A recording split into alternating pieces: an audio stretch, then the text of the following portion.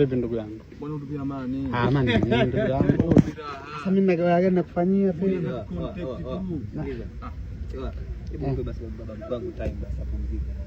Wewe baba mkwe wako? Baba mkwangu ndio. Msikilize sasa. Kwa nani?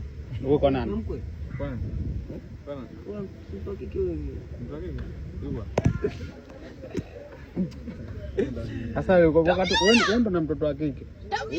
Wewe kampigia Saaduni simu. Saaduni mashallah bwana Mungu kambariki kapata mtoto wa kiume bwana. Nasikia Saaduni bwana mke bwana kishajifungua akampigia mbio. Alidhani mtoto wa kike. Ili apate amtambie Saaduni. Yeye kapata mtoto wa kiume amtambie. Mungu kamlani bwana. Saaduni katoa simu. Saaduni katoa winga, katoa begi kazi hivyo. Wewe unataka kumpigia simu wewe unapigia simu.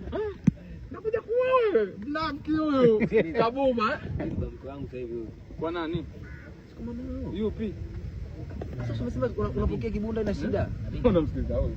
Wewe sema ndio au hapana? Unamsikiza sina. Una gani? Iko wapi sasa? Tuongee vizuri na wewe baba mkwe, usinifanye hivyo.